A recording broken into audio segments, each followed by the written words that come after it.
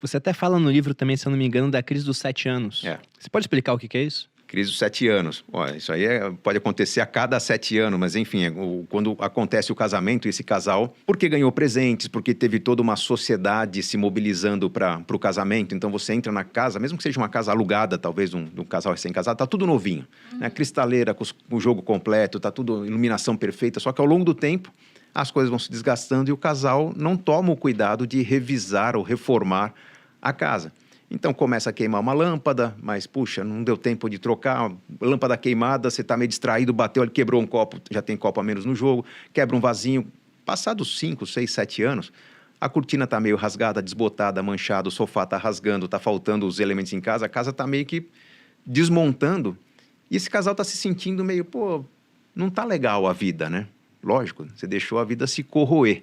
Né? Se houver a preocupação da renovação contínua da vida, você não vai ter esse sentimento. O que acontece é que, normalmente, após 7 anos, acabam as garantias dos eletrodomésticos, tudo começa a quebrar, a queimar, e a casa já era o momento de ou fazer uma reforma intensa ou ir renovando aos poucos, mas é onde começam os conflitos do casal. Tá vendo a porcaria? Você não troca a lâmpada, mas também você tá com a roupa suja, mas a máquina não funciona, a secadora tá dando problema, gás tá vazando, o técnico veio, perdi meu trabalho.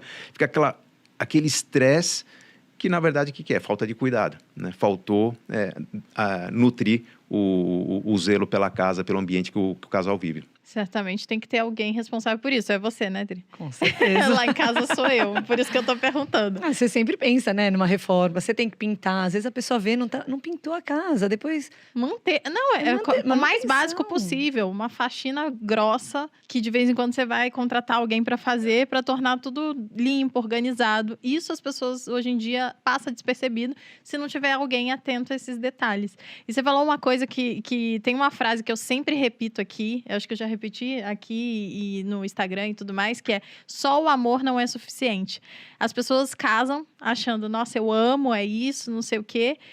E o casamento é muito mais... A vida é mais complexa, né? E o casamento é mais um ingrediente nisso. Então, quando a pessoa se descuida desses detalhes, né? De entender que é muito mais do que amar.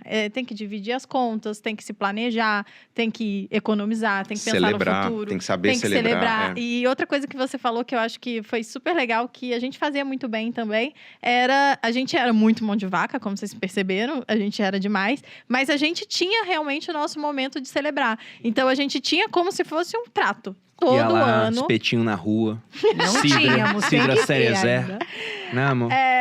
A gente ainda tem, mas agora, nesses últimos 2 anos, e acho que pelos próximos 2 ou próximo 1 ano, a gente tem a intenção de... A gente tá focando bastante no trabalho, porque acho que é uma época que a gente vai colher muitos frutos. Mas na época, no passado, a gente tinha sempre uma ideia de que a gente tinha que viajar ao menos 2 vezes, fazer 2 grandes viagens no ano. Então, a gente fazia isso desde o início, desde o meio do nosso namoro, assim.